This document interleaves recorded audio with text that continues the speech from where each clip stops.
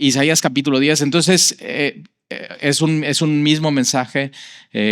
Vimos hasta la semana pasada la esposa de Isaías, ¿no? Que es la profetisa. Entonces, Isaías es un profeta y no siempre la esposa del profeta es profeta, pero aquí en ese caso sí. Entonces, tú imagínate, ¿no? Es un matrimonio de profetas, de que, mi amor, te voy a llevar a comer. Ya sé dónde, ¿no?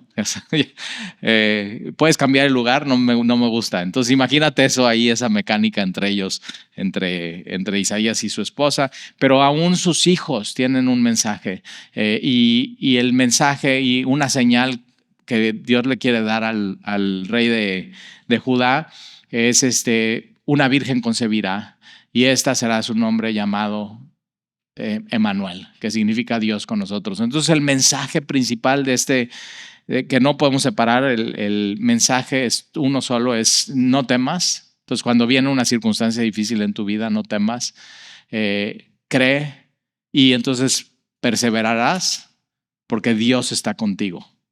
Ese es el mensaje principal de esto que estamos viendo. Y entonces la semana pasada nos quedamos en el capítulo 10, versículo 20, y de ahí vamos a arrancar.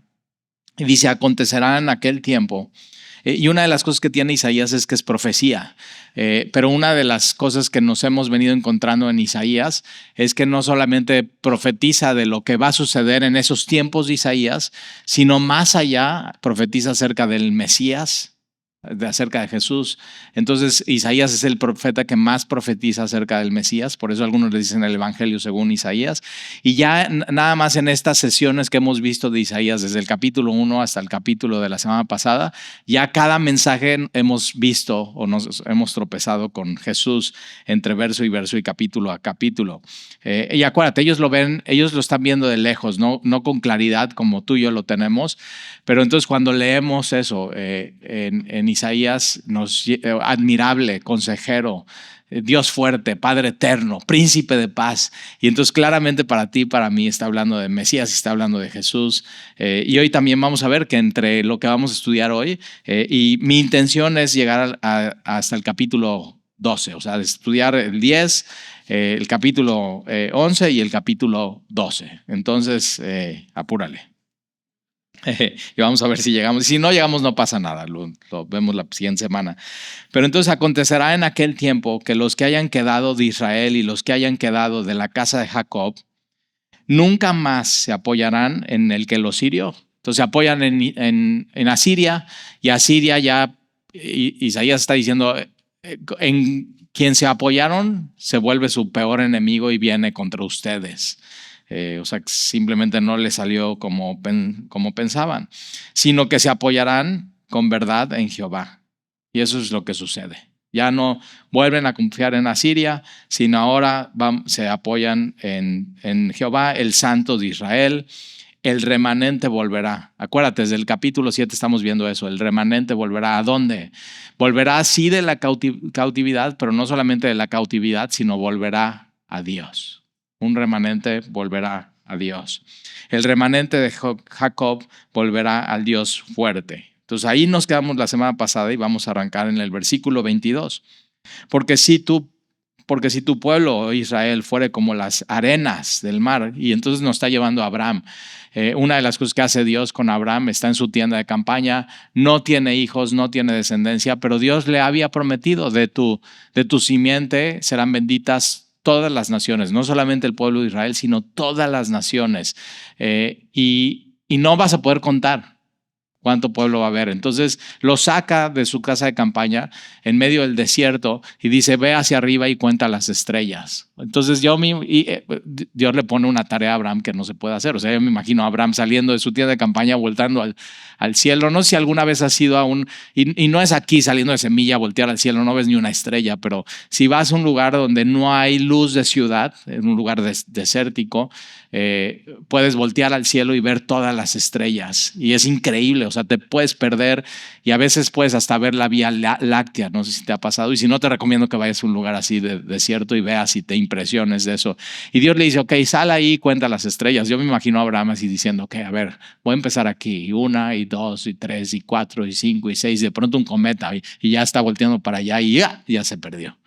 Y no se puede, y ese es, o sea, no puedes. Y de pronto cuando está contando igual una estrella que lleva cientos de miles de años se apaga y otra se enciende en medio de eso, ¿no? Entonces Dios está haciendo algo con el pueblo de Dios que era increíble, un milagro.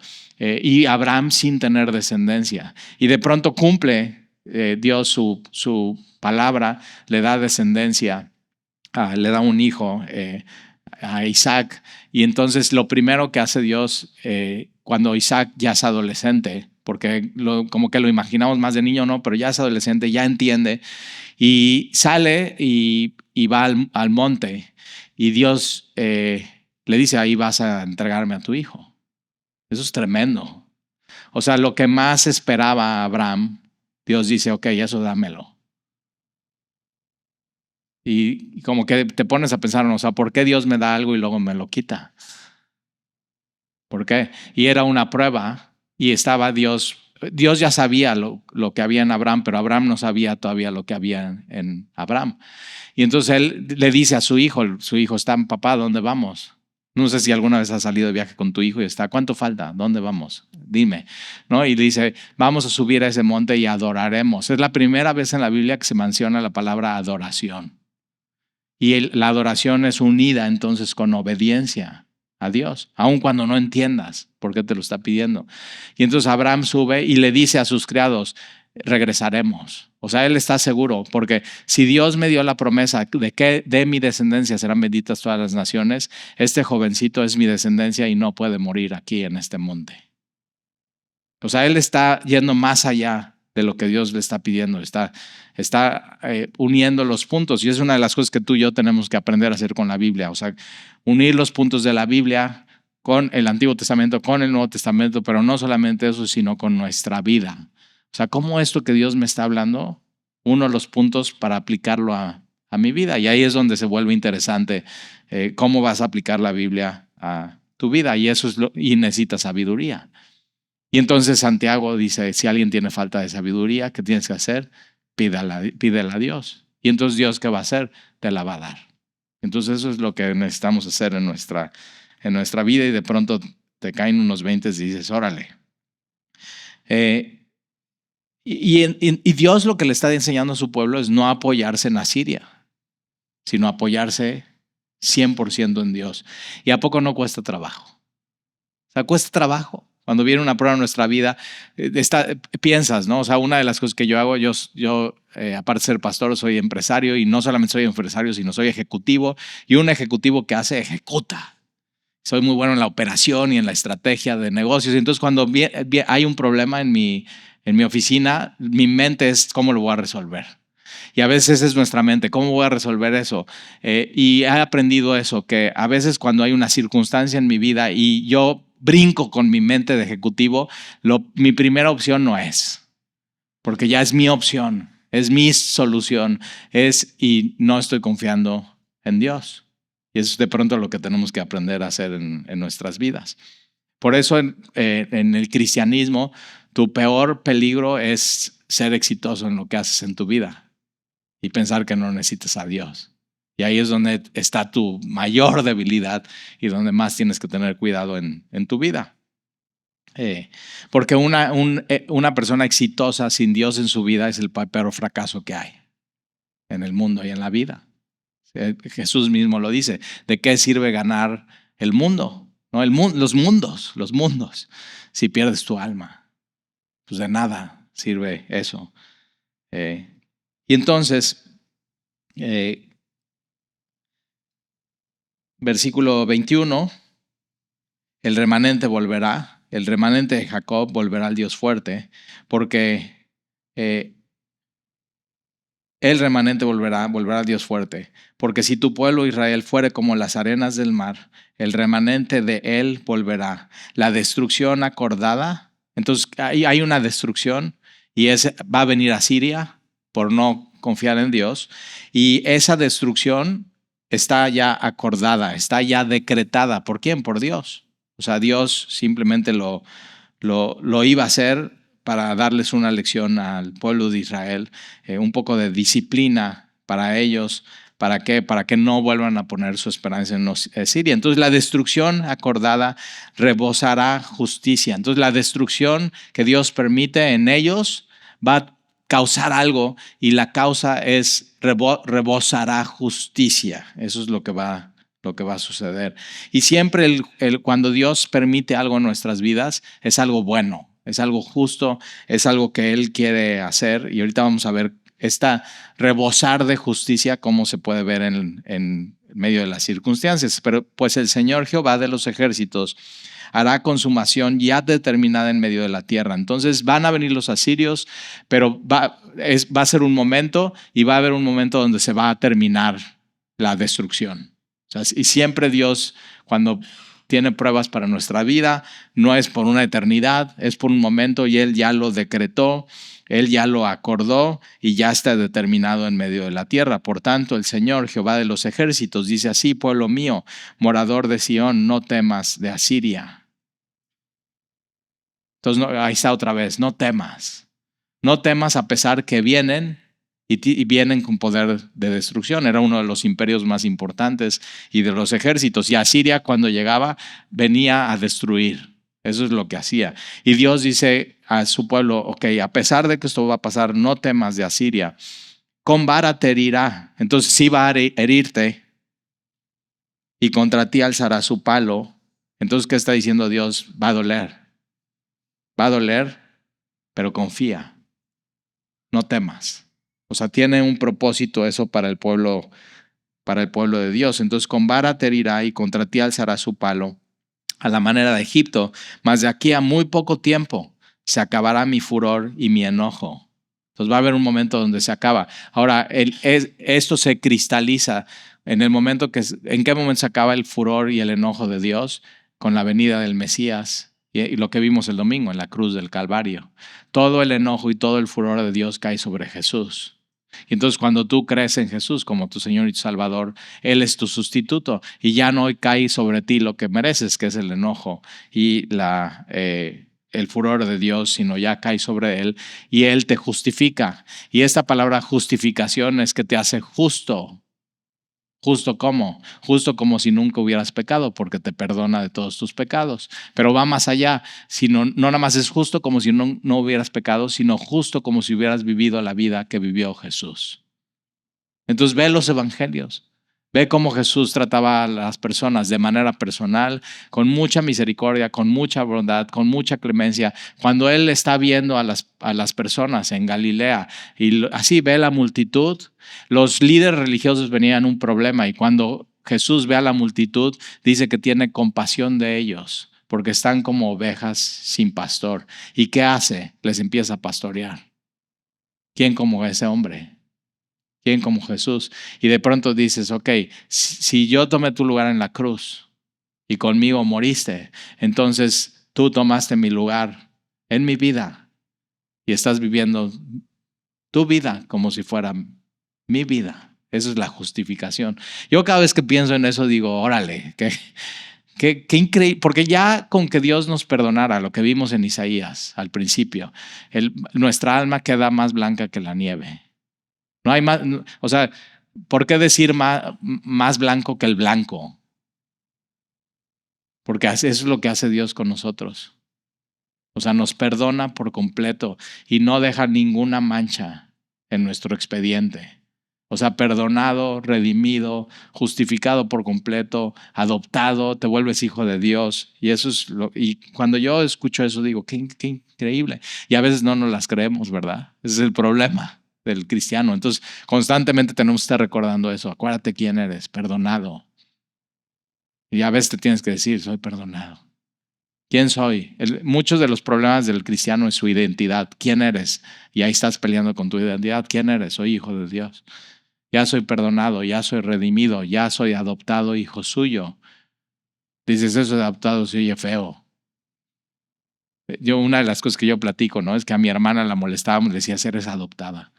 Como esta idea de te recogimos en el basurero. Pero no, era en el Imperio Romano ser adoptado era tomabas a tu hijo, que era tu hijo, de tu sangre, de tu ADN, y tú tenías la opción de llevarlo al registro civil y decir, es mi hijo, O no llevarlo al registro civil y no, aunque fuera tu hijo, decir no es mi hijo. Y eso es lo que significa adoptado en la Biblia, que Dios te toma y dice, es mi hijo, es mío, yo lo compré y te presenta así ante todos, es mi hijo. Órale, está padre, ¿no? Entonces eso eres. Y entonces en la cruz con el Mesías se acaba mi furor y mi enojo para destrucción de ellos. Por eso tienes que ver a Jesús, ¿no? Cuando dicen, no, es que Dios es amor. Digo, sí, Dios es amor, pero ve la cruz. Es terrible, es horrible. La agonía, el dolor, los azotes. Y los azotes realmente no se lo estaban dando los soldados romanos, eran los azotes de Dios contra Jesús. Entonces ese pensamiento de que no, es que Dios nunca, que no quiere recibir a Jesús y quiere hacer, Dios nunca va a castigar a nadie, Dios no va a azotar. Y digo, no, ve a Jesús. Porque en Jesús una de las cosas que ves es la crueldad del pecado en el ser humano. O sea, ves por el furor de Dios y su indignación contra la rebeldía del ser humano, pero por otro lado ves la crueldad del ser humano en la cruz, ves las dos cosas. Versículo 26, y levantará Jehová de los ejércitos azote contra él, como la matanza de Madián en la peña de Oreb, como los madianitas, la historia de Gedeón. Entonces le está acordando a esa historia que sabían. Acuérdense lo que pasó con los madianitas, cómo yo con Gedeón y con pocas personas del ejército, para que les quede claro que no era Gedeón y su ejército, sino fui yo. Como yo les rescaté.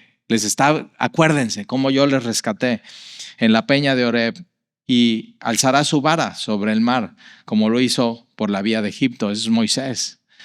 Cuando Moisés alza su vara, Moisés no está haciendo el milagro de que se abre el mar rojo. Quien lo hace es Dios.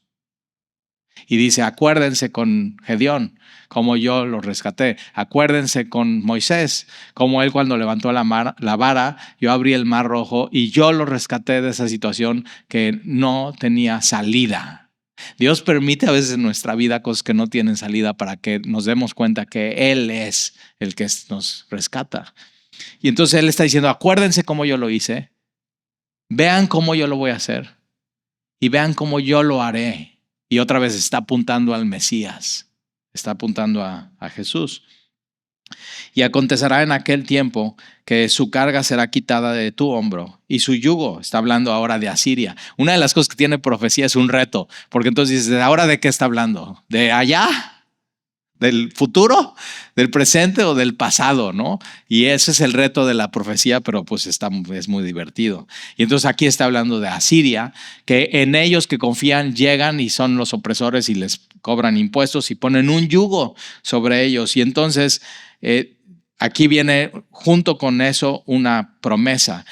Acontecerá en aquel tiempo que su carga será quitada de su hombro y su yugo de su cerviz, y el yugo se pudrirá a causa de la unción. ¿De la unción de quién?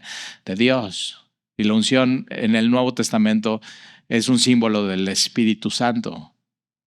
Y entonces el Espíritu Santo va a quitar esa unción y va a quitar ese yugo. Y por eso Jesús, una de las cosas que dice es, ¿alguien está cansado y cargado? Que venga y yo le daré descanso. Entonces tú estás cansado aquí hoy. Dice Jesús, me encantas, eres perfecto para mí, ven. Déjate. Y Jesús dice eso porque mi carga es ligera. Entonces posiblemente estás cargando la carga que no es de Jesús en tu vida. Te han puesto cargas que no puedes llevar. Y está hablando de los fariseos, que les dice, ustedes no hagan lo que ellos hacen. O sea, no hagan eso. Lo que ellos dicen sí, pero lo que ellos hacen no. Porque eran unos hipócritas. Pero los fariseos estaban poniendo cargas en el pueblo que ni ellos mismos podían cargar. Y entonces Jesús dice, ¿estás cansado? Ven. Y entonces ese yugo te lo voy a quitar y te voy a dar otro yugo. Ahora es el yugo de Jesús. Y algo tiene un yugo que no puede ser para una persona, no es para un animal, es para dos. Y son bueyes. Y dice Jesús, yo me pongo de este lado Y así pone su cabeza en el yugo, este pedazo de madera, y yo cargo este lado y ahí está, de ese lado, y está desocupado. Dice, ¿estás cansado? Ven aquí, ponte al lado de mí, en mi yugo. Es fácil y ligera mi carga. Y entonces te tienes que poner a él y tienes que ir entonces a su paso. Por eso no te unas en yugo desigual, es uno va a un paso, uno va al otro, uno tiene este objetivo y el otro tiene este objetivo. Y cuando tienen diferentes objetivos, si tienes un yugo te vas a hacer daño. Por eso no puedes poner un buey y un burro. Se van a hacer daño los animales. Y entonces Jesús está diciendo, Jesús siendo Dios se hace hombre como tú. Y dice, vente, yo tengo la misma zancada que tú. Ven y te enseño cómo caminar y a qué paso ir. Entonces toma si estás cansado, toma ese llamado. Y entonces aquí desaparece por completo con la unción el yugo. ¿Y qué incluye la unción? Muy importante, la presencia de Dios. Entonces otra vez les recuerda, y aún con Asiria y con ese yugo yo voy a estar con ustedes, pero un día ese yugo va a desaparecer y cuando se desaparece ese yugo eres libre. Vino hasta Hat, pasó hasta Migrón, Enigmas contra su ejército, pasaron el vado, se alojaron en Geba. Lo que está viendo aquí Isaías es que está diciendo de los de Asiria, y es una visión de lo que va a pasar en el futuro, van desde el norte de Israel hasta el sur, casi llegando a Jerusalén, pero no entran a Jerusalén. Esa es la visión que está teniendo Asiria. Y si se acuerdas, vimos eso, que por dónde llegan las tinieblas y por dónde llega Asiria, por el norte, por Neftalí y Zabulón, y donde vieron más oscuridad y donde entró Asiria. Más adelante, dice Mateo, que ahí comienza Jesús su ministerio y ahí en ese lugar, en Galilea de los gentiles, porque es muy al norte, entonces ahí vieron la luz. Entonces, donde entra Asiria y donde empieza a hacer más daño, es donde comienza el ministerio de Jesús. Y entonces tienes a Had y después un poco más al sur, Migrón, Migmas, pasaron el vado, se alojaron en Geba, Ramat, tembló, Gabá de Saúl, de donde eras el rey Saúl, huyó, grita en alta voz, hija de Galim, hasta que se oiga hasta Lais, pobrecita, Anatot.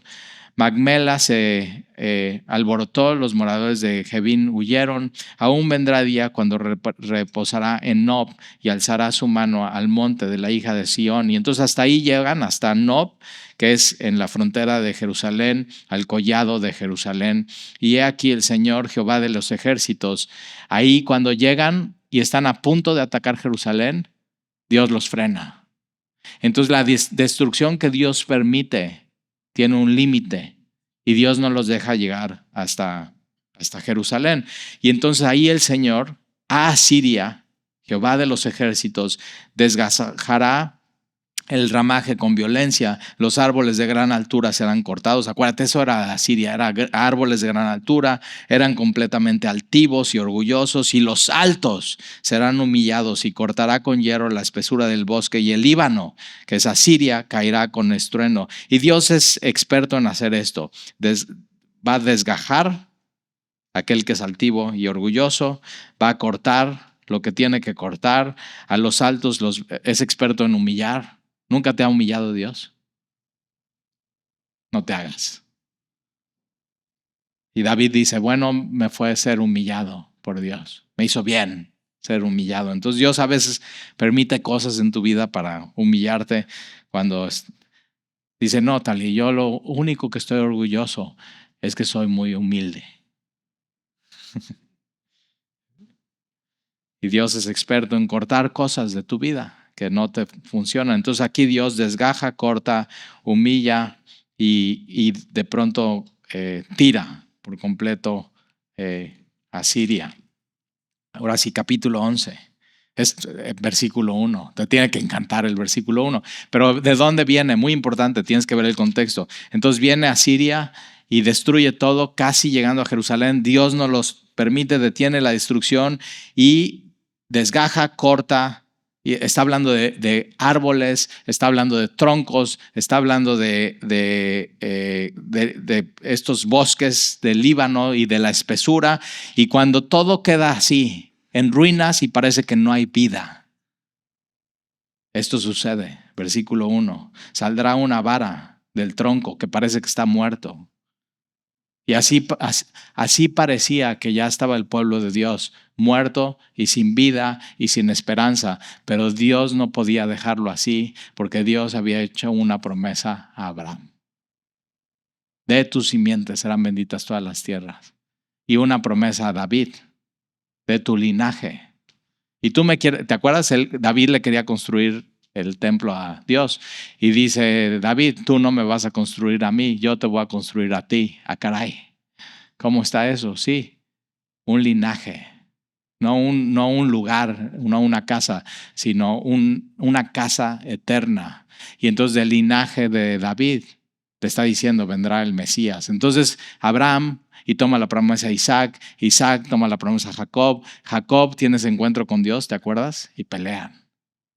¿Y qué le dice Jacob a ese ángel del Señor?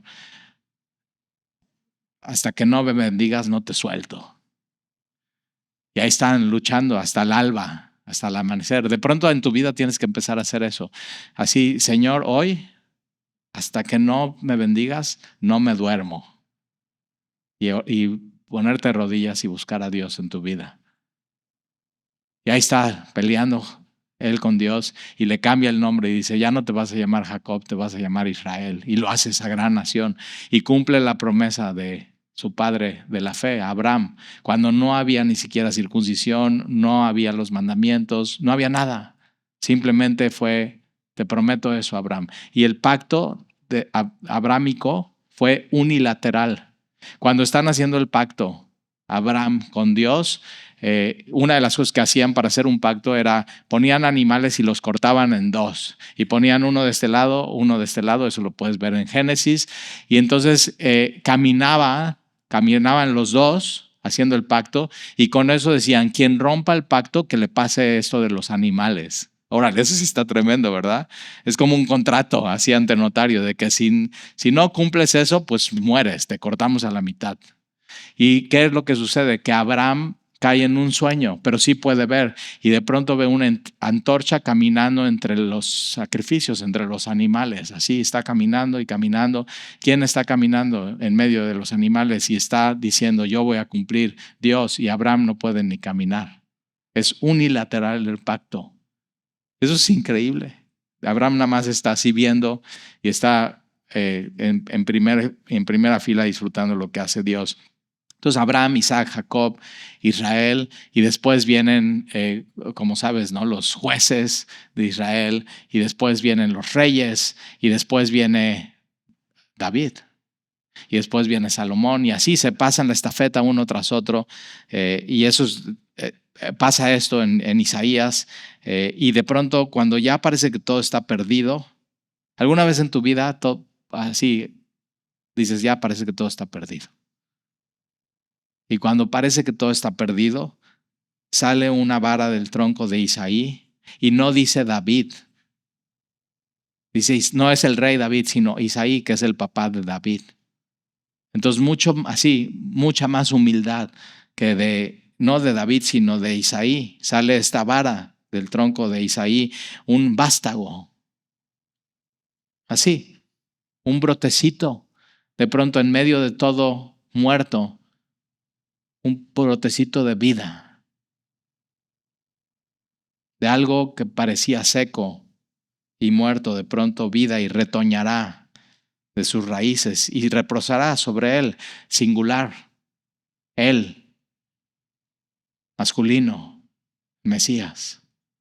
Una vez más, ahí nos encontramos en Isaías al Mesías, y entonces reposará sobre él el Espíritu. Entonces ves, él está hablando del Mesías, de Jesús, el Espíritu está hablando del Espíritu Santo, de Jehová está hablando de Dios. Tienes la Trinidad en una frase en el Antiguo Testamento, en estas palabras completamente pegadas. Él, el Espíritu de Jehová. Subráyalo. Y yo cuando me encuentro la Trinidad así, digo, órale, ya me la encontré otra vez. Pongo un triangulito así y digo, ve, aquí está la Trinidad. Y entonces reposará sobre él, sobre Jesús. Ya sabemos nosotros, ellos no sabían. Pero ellos saben quién, sobre quién, sobre Emmanuel, Dios con nosotros, sobre ese príncipe de paz, Isaías capítulo 9. Pero nosotros ya sabemos su nombre. ¿Has visto las crónicas de Narnia? Esta escena de Lucy con Aslan y entonces ya no van a volver a ver a Aslan. Y le dicen, no me van a volver a ver aquí, pero a donde van, a su vida real, tengo otro nombre. Es Jesús. Su nombre es Jesús. Dices, ay, no sabía que las crónicas de Narnia se trataban de eso. Vuélvelas a ver con tus hijos y si tienes nietos con tus nietos y el Aslan es Jesús. ¿Y si has visto al ratoncito este? ¿Cómo se llama? ¿Cómo se llama el ratón? Ripichip. ¿Quién dijo? Ah, me cae re bien. ¿Y quién es ese? ¿Quién es él?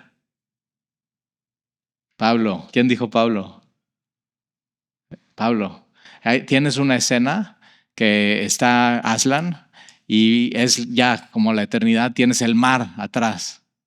Y entonces se está despidiendo y está diciendo el ratoncito, siempre así, con su sombrerito y su espada, la palabra de Dios. Y entonces está su majestad, siempre le habla a su majestad. No le dice Aslan, le dice su majestad. Y entonces, si usted me lo permite, ya me quiero retirar. Y te acuerdas, Pablo, cómo dice, no sé qué escoger. Para mí el morir es Cristo, pero pues el vivir está bien, es mejor. O sea, por ustedes me quedo. Y él le pide permiso, ya puedo ir, ya puedo partir. Y Aslan le da el permiso de partir y se ve como entra en la eternidad que es el mar y se hace un orificio y cruza el mar. ¿Como quién? Como el pueblo de Israel. Cuando Moisés levanta. Bueno, tienes que ver todo eso, ¿ok? Entonces ahí está, ya te dejé de tarea ver las crónicas de Narnia. Es mejor que ver esas series perversas de Netflix que no te dejan nada. Ya sabes de cuáles estoy hablando. Y entonces, y reposará sobre él el espíritu de Jehová. Entonces aquí ves al Mesías. Espíritu, y son 7 espíritus. Y ya sabes cuáles son mis números favoritos, ¿verdad? 3 y 7, ¿no? 7 habla en la Biblia y en Apocalipsis, y aquí habla de perfección y de plenitud. Entonces Jesús es la perfección, es Dios perfectamente, es 100% Dios, Dios en su plenitud completa, ¿no? Lee Colosenses, y de su plenitud, ¿de quién? De Jesús. ¿Qué plenitud? Que es plenamente y completamente Dios, perfectamente Dios, tomamos todos nosotros de su plenitud. Y entonces nosotros estamos completos en Él, que es la plenitud y que es completamente Dios. Y entonces tú, la próxima vez que pidas una playera para fútbol, pon el número 7 atrás y dices, yo estoy completo en Jesús. Ándale, ya, muchas ideas te estoy dando. Y número 3, porque Jesús al tercer día resucitó. 7, el Espíritu de Jehová. Entonces ahí está, el Espíritu de Jehová, espíritu de sabiduría. Yo necesito esto en mi vida. Por eso necesito comunión con Jesús, porque necesito su sabiduría. Él todo lo sabe. Él es completamente Dios. Él es el sabio de Israel. Y entonces espíritu de sabiduría, de inteligencia. Aquí la inteligencia es poder aplicar la sabiduría. Hay gente que sabe mucho y que tiene su vida hecha pedazos. ¿Conoces a alguien así? Y entonces tomar la sabiduría, o sea, lo que estamos estudiando hoy, y ¿cómo lo voy a aplicar en mi vida? Y entonces Jesús es eso, es la perfecta sabiduría de Dios, es la perfecta inteligencia de Dios, espíritu de consejo. ¿Necesitas un consejo hoy? Ve a Jesús.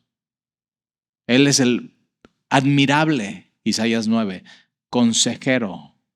Él es el admirable consejero.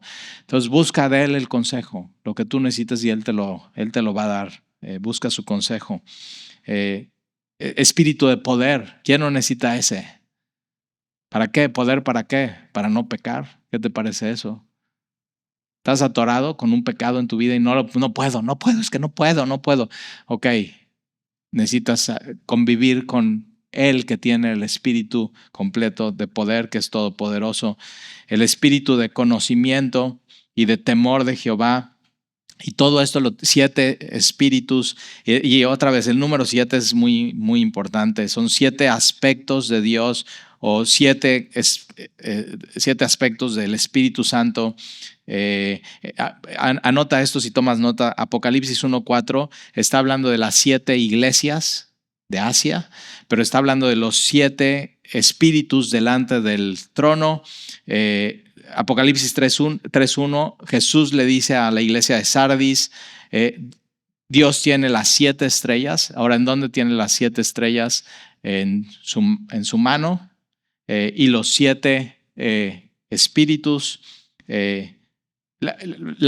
Muy importante, las estrellas dice que son los mensajeros de Dios, y los mensajeros de Dios, yo creo cuando leo Apocalipsis, el mensaje a Sardis es que son los pastores de las iglesias. Ahora, muy importante, el pastor de la iglesia no es una estrella como las estrellas de Hollywood, porque las estrellas en la mano de Jesús no brillan. Las estrellas no brillan por sí solas, brillan porque el rostro de Jesús brilla. Y al pastor enseñar acerca de Jesús hace brillar a Jesús. Apocalipsis 4:5, los 7 lámparas o candeleros y los 7 espíritus delante del trono. Entonces vuelves a ver en Apocalipsis los 7 espíritus, que habla de plenitud y habla de la perfección de Dios. Dice que Jesús se pasea entre los 7 candeleros, y los 7 candeleros yo creo que son las iglesias. Las 7 iglesias. Entonces, una de las cosas que oramos los domingos y a veces los miércoles, antes de las reuniones, es: Jesús, estamos aquí, somos tu pueblo, si te puedes, por favor, pasear entre nosotros. Entonces, mientras yo estoy predicando, yo creo que Jesús está aquí y que Jesús está paseándose entre ustedes y está ministrando. Y está, ¿qué necesitas? Y tú estás, mira, yo creo que necesito inteligencia. Jesús dice, ya la tienes. Ya veniste. Él te va a dar ¿por qué veniste? Dice, necesito un consejo. Y de pronto estamos leyendo la Biblia. O sea, yo mucho de lo que hizo, los miércoles un poquito más suelto, los domingos sí voy con mi hojita, pero esta es mi hojita. Y digo, ok, Señor, ¿qué quieres decirles? Y de pronto digo algo, digo eso, quién sabe dónde salió, y tú dices, eso era para mí. Y Dios se pasea entre nosotros y dice, aquí está, esto es para ti. Entonces vale la pena poner atención y ver lo que Dios está haciendo. Y sí, Jesús está aquí, Emmanuel, Dios con nosotros. Qué bonito. O sea, por eso me fascina la iglesia. O sea, que tú vienes aquí, ay, qué padre, pero y Jesús dice, yo también, qué padre estar aquí con ustedes. Y una de las cosas que sucede, no sé si te acuerdas de una canción que se puso de moda. A mí a veces las canciones cristianas me sacan de quicio, algunas, y por eso los líderes de alabanza que han servido conmigo, digo, antes de poner una canción nueva, léela sin música y ve si la teología de la canción es correcta. Porque hay una canción que salió, creo que nunca la cantamos aquí en Semilla, pero es eso, invitando a la iglesia a Jesús que venga. O sea, estamos aquí, ven con nosotros, ven aquí, paséate, muévete y todo. Y digo, no inventen. Ustedes todavía no han llegado y Él ya llegó. Él está, cuando estás llegando a la iglesia y cuando vienes en el camino, Él ya va contigo preparando tu corazón. Así, dice, Talí, me peleé con mi esposa antes de venir aquí. Y dice, sí, él venía ahí contigo. Órale. Entonces, esto es lo que tú necesitas en tu vida, una comunión con Jesús, con la plenitud, con estos 7 espíritus. Apocalipsis 5:6, la visión de Juan es que ve a un cordero como inmolado. ¿Cómo eso como inmolado? Sí, inmolado, pero vivo. Entonces, que fue inmolado, pero que resucitó. Y eso es lo que Juan ve delante del del trono.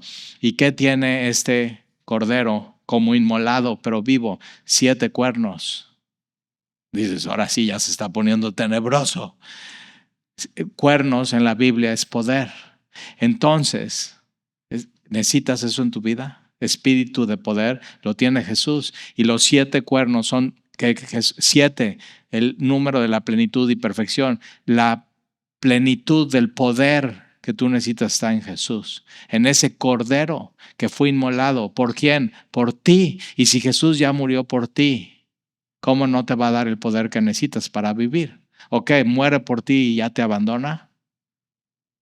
Él nunca te va a abandonar. Yo estaré con ustedes todos los días hasta el final. Hebreos, no te dejaré ni te abandonaré. Y entonces 7 cuernos, 7 ojos, caray. Entonces tú piensas que de pronto pasas desapercibido delante de Dios. No, es que yo he platicado con gente y dice, no, ¿tú crees que Dios tiene muchas cosas que hacer? No se fija en mí. Y Dios dice, mi visión completa y plena está sobre ti. Ahora, eso ahí trae un efecto doble. Uno es, ay, nanita, como Isaías, ¿te acuerdas? Se presenta ante el trono de la gracia y dice, ay de mí, soy muerto, ¿no? Un hombre labios inmundos. Y entonces Él sabe todo, ve todo, está contigo todo el tiempo, así. Pero por otro lado, cuando entiendes que te ve tú estando en Cristo, entonces sus ojos están sobre ti. Si tienes niños chiquitos o tuviste niños chiquitos o has tenido un sobrino y estás en un lugar de alberca, nosotros en Cuernavaca es de la ciudad donde venimos, la ciudad de más albercas, yo creo que del planeta. O sea, hay una alberca en cada casa. Pueden no tener dinero, pero tienen alberca. O sea, es la ciudad de la alberca. Si tú ves Google Maps, está lleno de albercas. Puede ser chiquita, pero tienen su alberca. Pero es la ciudad o el estado donde más niños se ahogan. Un día estábamos en Cuernavaca, nos estábamos mudando de casa y mis papás estaban viendo un departamento y hay una alberca y de pronto así están viendo, ay, que la alberca no sé qué, y de pronto se oye que se cae alguien al agua y es mi hermana y se está ahogando. Y ahí va mi mamá es guerrera, así se da cuenta de pies, mamá, se está ahogando. Y se le hace así, nada más, pum, la saca de los pelos y ya, la salvó. ¿Y por qué? Porque los ojos de los papás siempre están sobre nuestros hijos, ¿verdad? Y los ojos de Dios, tu Padre, siempre están sobre ti. Él tiene cuidado de ti, nunca lo dudes. Y entonces tienes a Jesús con los 7 cuernos, 7 ojos, 7 espíritus otra vez. Y esos 7 espíritus son enviados a toda la tierra. ¿Qué espíritu necesitas? Y Jesús dice, aquí estoy. Versículo 3, y le haré entender diligentemente en el temor de Jehová. No juzgará según la vista de sus ojos. Tú y yo, nunca te han dicho eso, que voy a ir a tal lugar, tengo una cita para que me den un empleo. ¿Y qué te dicen? Vístete bien, porque la primera impresión es ¿qué? La más importante. Y yo digo, no, porque la primera impresión puedes dar el gatazo. Y el chiste no es la primera impresión, sino después, todo lo que sucede después. Pero así somos los humanos, es la primera impresión, la primera impresión. Y Jesús aquí dice, no, cuando te vea no te voy a juzgar según impresiones. Yo sé exactamente quién eres. Y Él juzga correctamente. Entonces no temas.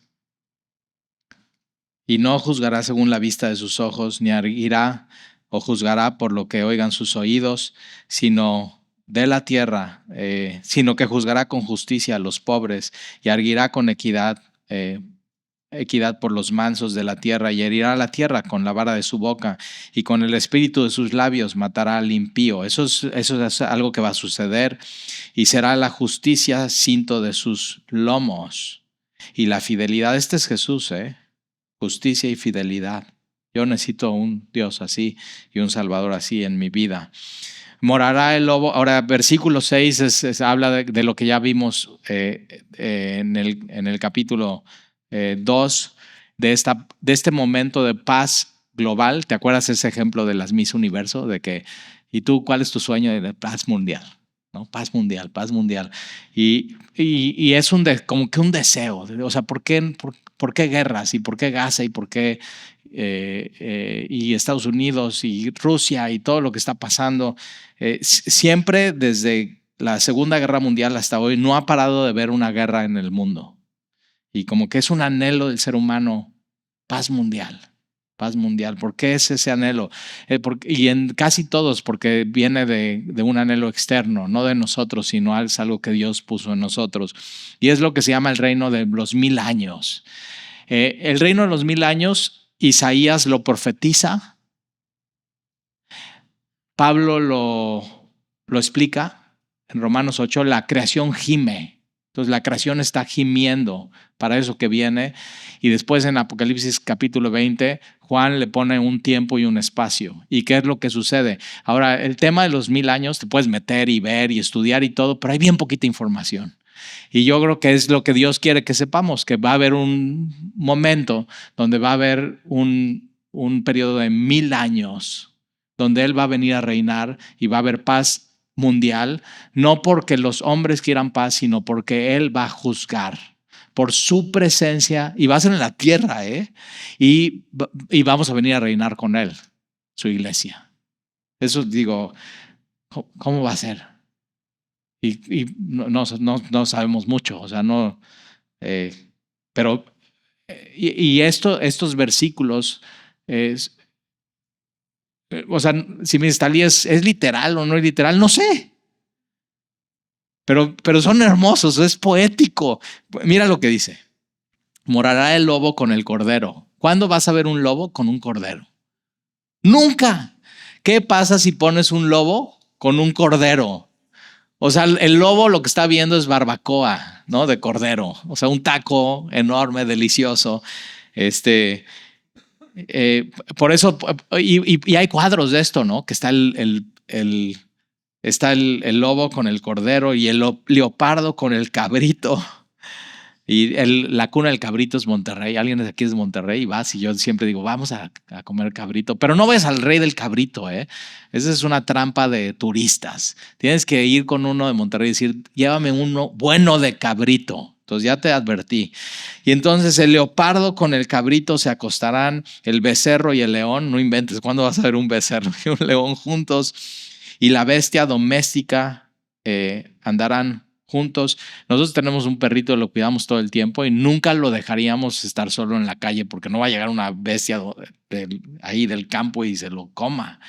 Pero aquí ve la bestia doméstica, andarán juntos y un niño los pastoreará. ¿Cuándo dejarías un niño pastorear un león?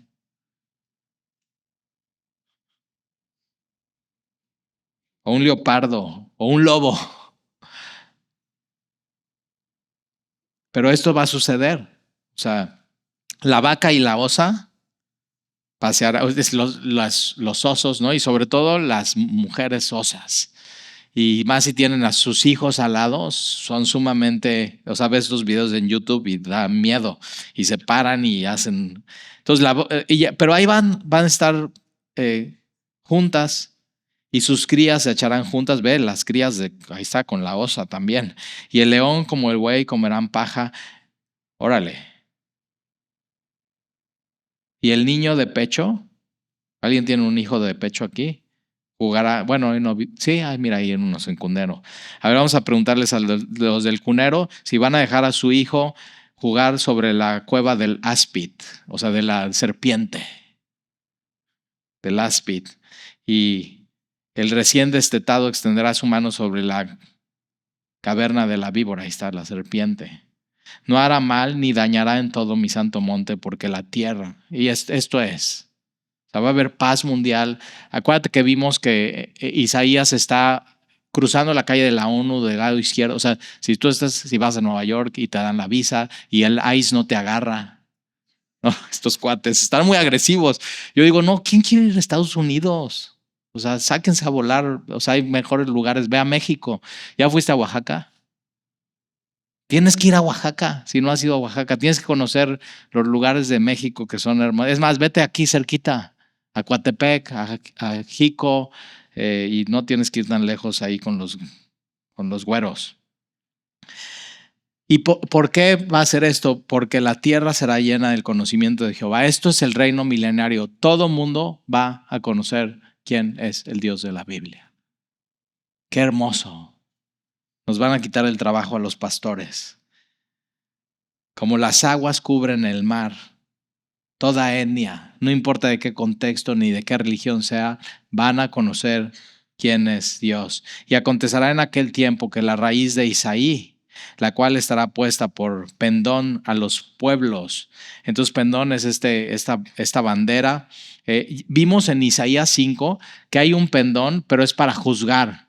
Y entonces Dios chifla, dice silba, y está llamando a las naciones. Y entonces chifla, Asiria, juzga.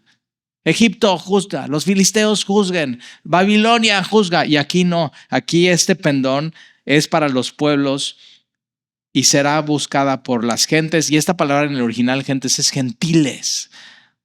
Entonces el primer pendón era para juzgar y este segundo pendón es para ponerlo y que los gentiles busquen a Dios. Siempre el plan de Dios desde el Antiguo Testamento es ir por...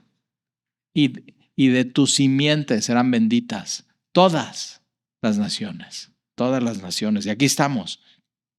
Y será buscado por las gentes y su habitación será gloriosa. Asimismo acontecerá en aquel tiempo que Jehová alzará otra vez su mano para recobrar el remanente de su pueblo. Entonces cuando pasa esto, en la segunda venida, en el reino milenario, Dios está trayendo a los suyos. Dios todavía va a tratar con el pueblo de Israel. No los ha abandonado. Su promesa está ahí. Ahorita es la era de la iglesia, pero ya vendrá esa era de ellos, donde Dios los va a traer de todos lados a su pueblo y va a tratar con ellos, que aún queda en Asiria, en Egipto, en Patros, en Etiopía, en Elam, en Sinar, en Hanat y en las costas del mar. O sea, ya es en absolutamente todos lados de manera global. Y levantará pendón a las naciones y juntarán los desterrados de Israel y reinarán los esparcidos de Judá de los cuatro confines de la tierra. Yo tengo amigos aquí en México que son judíos y los va a llamar, los va a traer, los va a juntar y se disipará la envidia de Efraín. Acuérdate, Efraín y Judá, que Efraín es Israel, y los del norte y los del sur peleados. Y cuando esto suceda, va a haber unidad. Vivimos en un mundo que está completamente dividido y va a haber un momento cuando Jesús venga a la tierra a juzgar, donde lo único que va a haber va a ser unidad. Qué hermoso momento, yo quiero estar ahí. Y los enemigos de Judá serán destruidos. Efraín no tendrá envidia de Judá, ni Judá aflijará a Efraín, sino que volarán sobre los hombros de los filisteos al occidente, saquearán también a los del oriente. Edom y Moab les servirán y los hijos de Amón los obedecerán. Y mira lo que va a hacer Dios, ¿eh? Secará Jehová la lengua del mar de Egipto, como lo hizo el mar rojo. Así, vela, es tan poético.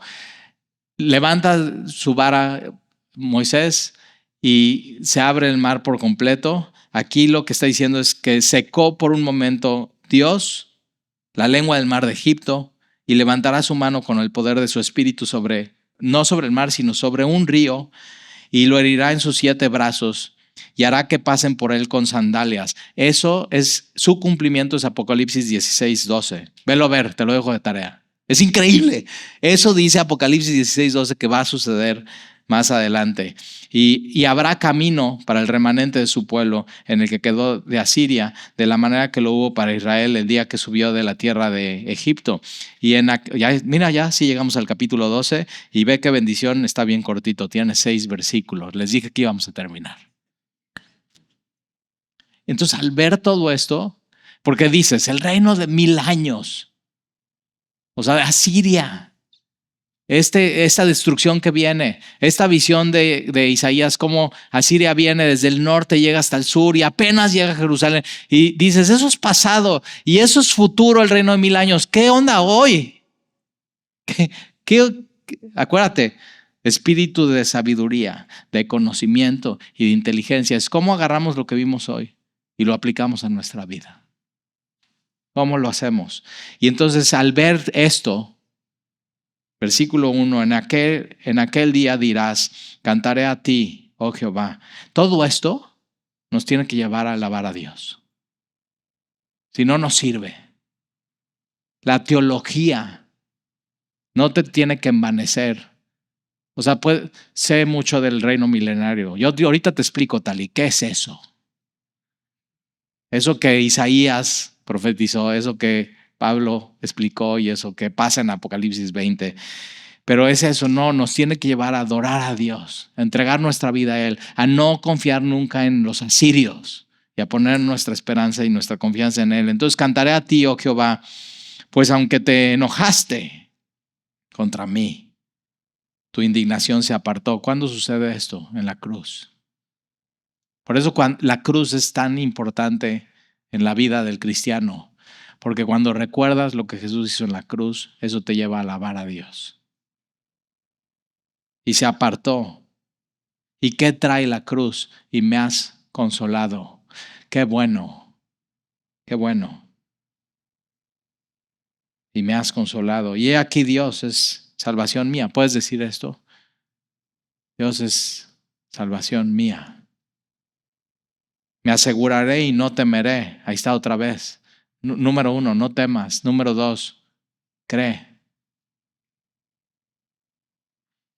Porque mi fortaleza y mi canción. Entonces no solamente cantaré, sino mi canción es Jehová. ¿Cuál es tu canción? O sea, ¿cuál es tu rollo? Todo el día estoy en esto. ¿Cuál es tu canción? ¿Te acuerdas de esa canción, no? De, ay, mamá, me duele la muela. Así, y dices, ¿cuál es tu canción? O sea, nada más queja y queja y queja. Oh Dios.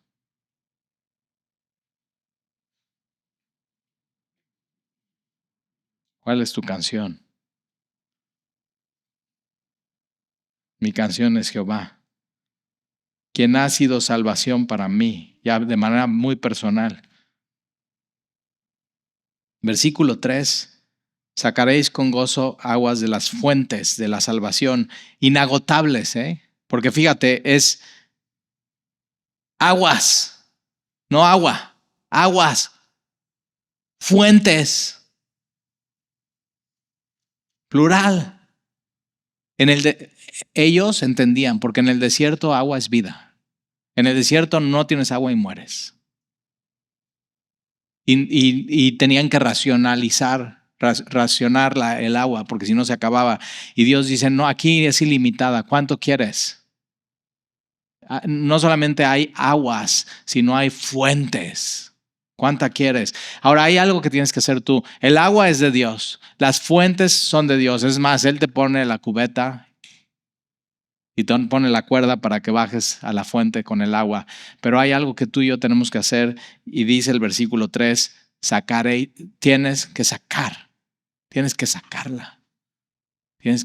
Hay algo que tienes que hacer. Tienes que sacar y sacar y sacar y sacar. Es lo que toca hacer. El agua es un regalo, es su fuente, es su agua, pero tú y yo tenemos que ir a ella. Y hay un requisito para esto, decir tengo sed. ¿Por qué estás aquí? Miércoles, 7 de la noche, trafiquero, en semana de post-carnaval. Y dices, tengo sed. ¿De quién? Del Dios vivo. Y veniste a sacar agua, ¿verdad? Yo una de las cosas que he entendido en mi vida, ¿no? Y leo, por ejemplo, el Evangelio de Juan para mí es lo mejor que hay, mi favorito. Bueno, y después cuando estudiamos Mateo, digo, mi favorito es Mateo. Pero bueno, mi favorito es Juan, porque he encontrado en Juan que puedes sacar agua de esa fuente y tomar y volver a sacar y tomar y nunca se acaba. Su agua es ilimitada. Pero te toca a ti ser diligente y ir a Él, sacar ese agua y beber. Bebe. Día tras día.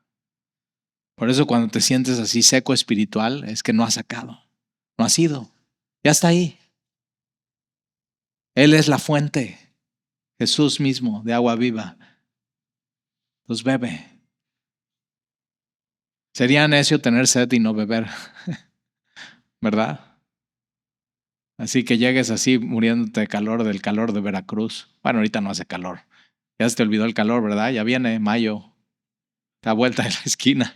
Y estás así, sales tantito y dices, no inventes, y todo sudado y traes tu toallita. Yo cuando llegué a Veracruz dije, ¿por qué traen esa cosa en la mano, la toallita? Y digo, ahora entiendo todo. Hace sentido.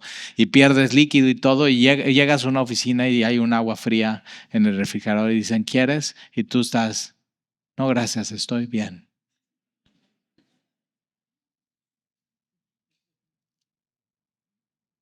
Ya estuvo, ¿no? No te hagas. No estás bien. Bebe. Entonces sacarás, ¿te hace falta gozo en tu vida? ¿Estás seco de gozo? Tienes que ir a sacar esa agua. Y entonces, sacaréis con gozo aguas de las fuentes de la salvación. Y diréis en aquel día, cantad a Jehová, aclamad su nombre, hacer célebres en los pueblos sus obras. Entonces no solamente cantas tu canción, que es Dios mismo, que es tu canción, sino la cantas en todos lados. Recordad que su nombre es engrandecido. Cantad salmos a Jehová, porque ha hecho cosas magníficas. Se ha sabido esto por toda la tierra. Regocíjate y canta. Por eso cuando cantamos es una oportunidad de gozarnos. No te pierdas esa oportunidad. Ven, canta, recuerda la cruz. Él es mi salvación, Él es mi canción. Y entonces regocija. Y si no te gozas cuando estás cantando, es porque tienes que ir a sacar agua. Saca agua. Regocíjate y canta, oh moradores de Sión, porque grande es en medio de ti el Santo de Israel, y Él está aquí y se pasea entre ustedes, y Él es la fuente. Entonces, bebe. No te vayas hoy sin beber de Él. Que nadie se vaya con sed de Dios y que pueda salir aquí lleno de gozo. Y Señor, gracias te damos por tu palabra. Gracias te damos por lo que nos enseña semana tras semana en Isaías y los domingos en Gálatas y después en nuestro tiempo a solas contigo y en nuestros discipulados. Queremos seguir sacando de esas aguas que tú tienes para nosotros y no quedarnos nunca. Sería necio, sería tonto, sería torpe quedarnos con sed cuando el agua no está racionada, sino es ilimitada. Y entonces hoy, Señor, nosotros que somos tus hijos, que tú eres nuestra canción, te pedimos danos de beber. Tenemos sed de ti, Señor. Sacia nuestra alma y que podamos salir de aquí con gusto, diciendo tú eres el Dios de nuestra salvación. Te lo pedimos, Señor, y te damos gracias. En el nombre de Jesús. Amén.